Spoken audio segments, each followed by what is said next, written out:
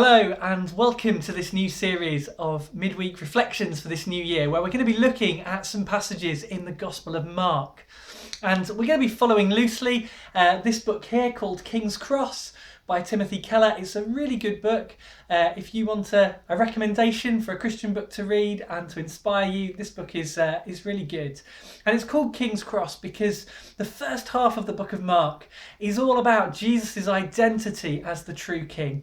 And the second half of the book of Mark is all about the cross on which he dies and the way in which he wins our salvation. So we're going to be beginning today at the beginning, and that's why I've got this Monopoly set here, because I am a great fan of board games. And board games usually have a beginning. They usually have go. In fact, you probably can't see it on here, can you? But just down the bottom there is go, where everything starts. And today we are starting this gospel, and we read these words. The beginning of the gospel about Jesus Christ, the Son of God. It is written in Isaiah the prophet, I will send my messenger ahead of you, who will prepare your way.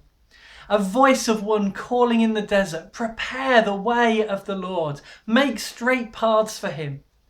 And so John came, baptizing in the desert region and preaching. Jesus came from Nazareth in Galilee and was baptized by John in the Jordan. As Jesus was coming up out of the water, he saw heaven being torn open and the Spirit descending on him like a dove. And a voice came from heaven, You are my Son, whom I love. With you I am well pleased. So at the beginning of the gospel about Jesus Christ, it's not really the beginning. The beginning is much further back. The beginning is found in God himself. Because here at the beginning of the gospel, we see the Father proclaiming over Jesus, You are my Son whom I love. We see Jesus, who's not just another prophet, not just another man, but the Son of God. Jesus is not a chip off the old block. Jesus is the old block. He is one with the Father.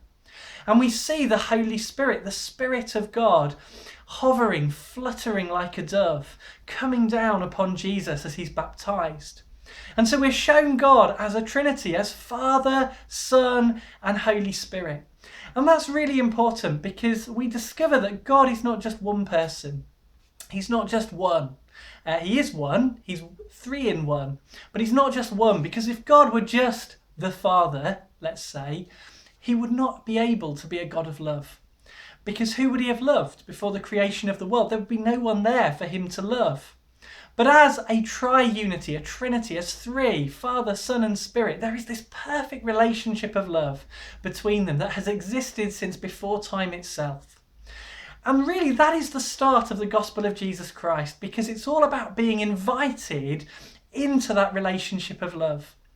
The Father loves the Son and the Spirit. The Son loves the Father and the Spirit. The Spirit loves the Father and the Son. They just have this overwhelming delight in one another.